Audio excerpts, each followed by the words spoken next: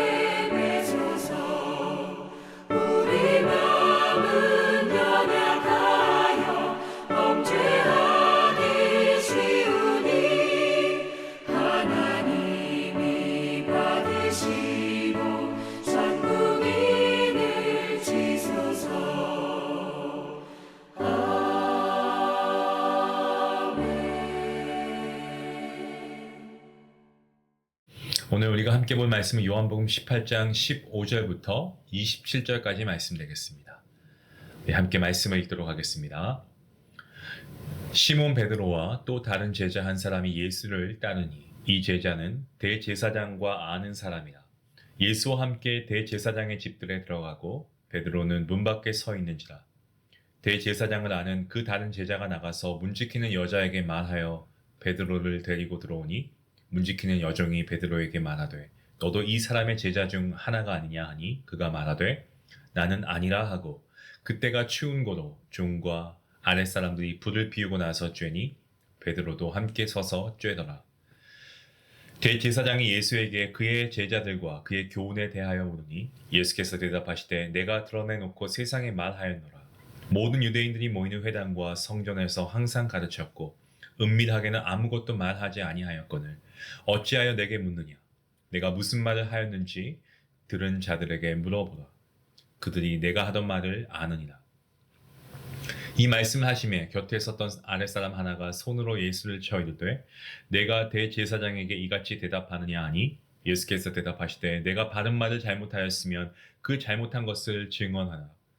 바른 말을 하였으면 내가 어찌하여 나를 치느냐 하시더라. 안나스가 예수를 결박한 그대로 대제사장 가야바에게 보내니라.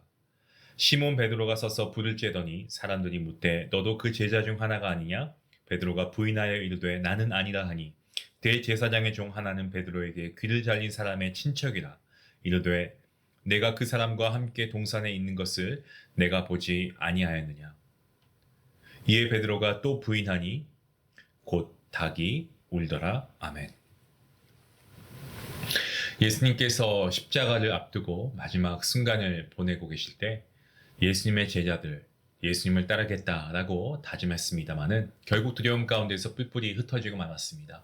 특히 베드로 같은 경우는 예수님을 위해 목숨까지 버리겠다고 고백한 그 아니었겠습니까? 하지만 현실 앞에서 그는 무너지고 말았습니다. 요한복음 18장은 베드로가 예수님을 3번 부인하는 장면과 또 예수님께서 대제사장 앞에서 신문을 받으시는 장면을 계속 이렇게 교차하면서 보여주고 있는 말씀입니다.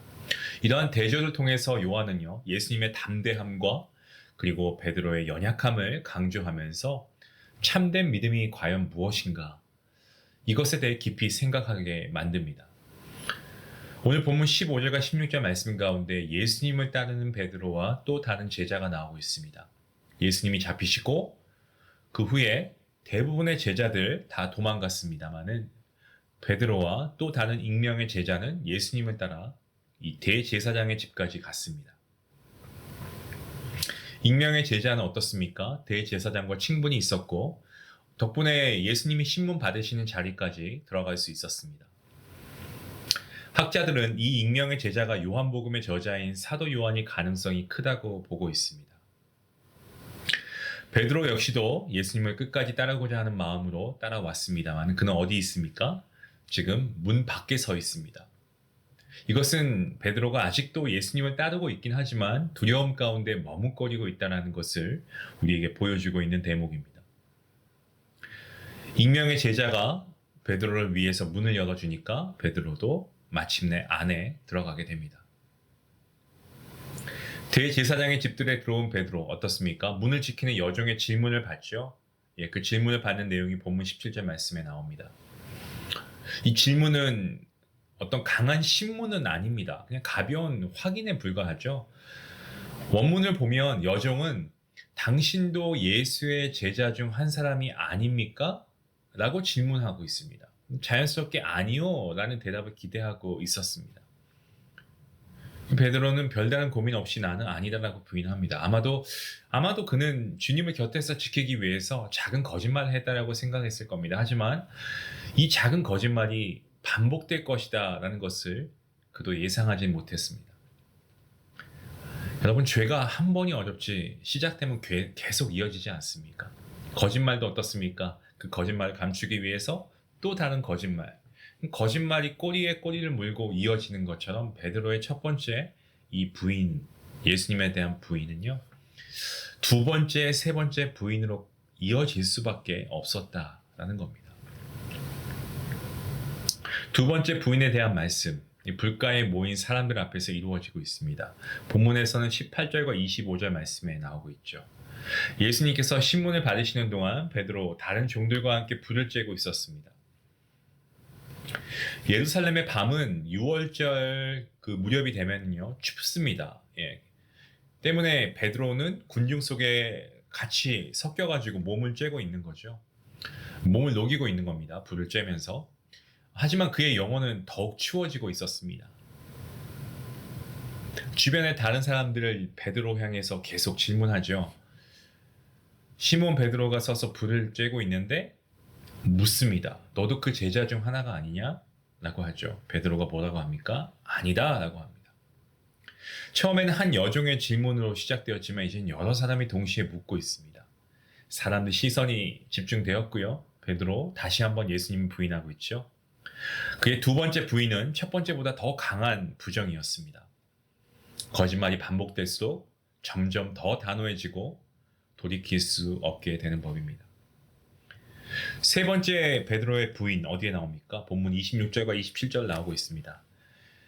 예수님을 체포했던 대제사장의 종, 그 중에 하나가 베드로에게 직접적인 증언을 하고 있죠.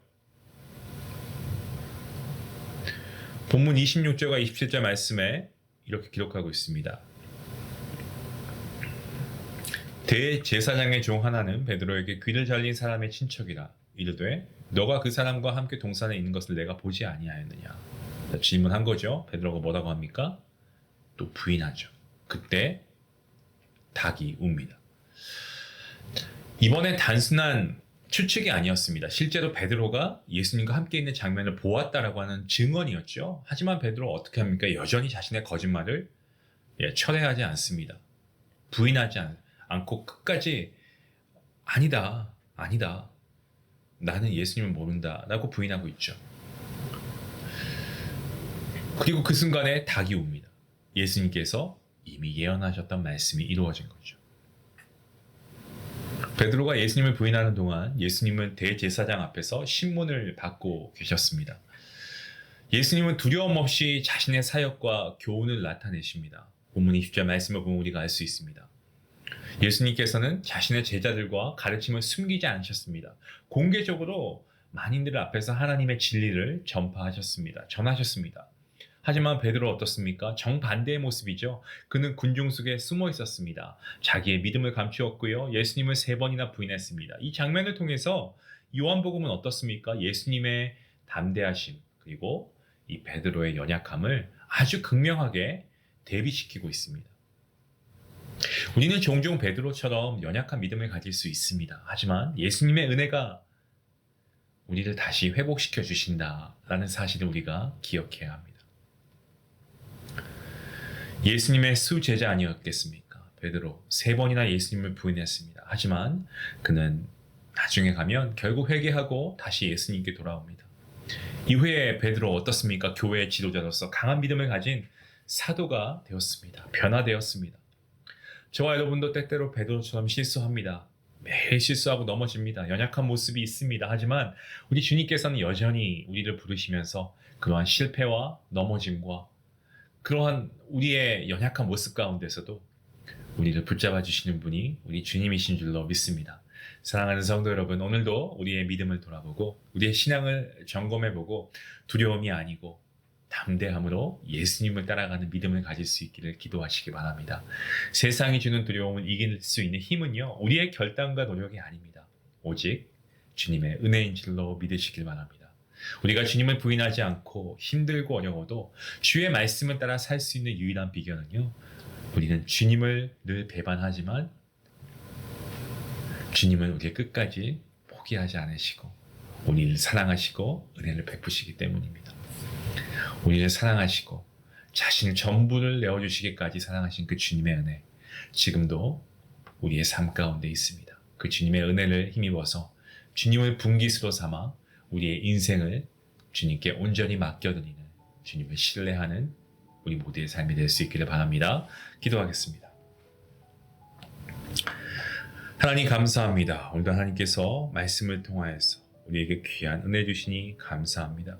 하나님, 정말 캄캄하고 어둠 가운데서 우리가 살아가고 있습니다만 우리 스스로가 죄인됨을 때로는 잊어버리고 자각하지 못하고 어떤 세속적인 명예와 힘을 추구했던 우리의 모습이 있습니다. 주님, 우리를 긍휼히 여겨주시고 정말 생명의 빛을 우리 인생의 말씀을 통하여서 비추어 주시니 감사합니다. 어둠뿐인 세상의 빛으로 오신 주님을 따라 세상을 밝히고 어둠을 물리치는 삶을 살아갈 수 있게 허락하여 주시옵소서. 주님을 분깃으로 삼고 주의 말씀을 순종하며 따르는 삶은 언제나 세상의 반대에 부딪히고 주님을 부인하도록 유혹받습니다. 하지만 오늘도 우리를 그 사랑 가운데 불러주시는 주님의 은혜를 힘입고 승리하는 삶을 살아갈 수 있도록 주님 함께하여 주시옵소서. 감사하며 이 모든 말씀 예수님의 이름으로 기도합니다. 아멘. 여러분, 오늘 우리의 삶이 쉽지 않습니다. 세상이 준 두려움이 있습니다. 하지만 우리가 주님의 은혜 가운데 담대함으로 우리가 예수님을 따라갈 수 있기 원합니다. 주님의 은혜를 힘입어서 주님을 분기수로 삼아서 우리의 인생을 주님께 맡겨드릴 수 있기 원합니다. 그런 여러분의 삶이 될 수 있도록 함께 기도하겠습니다. 기도합니다.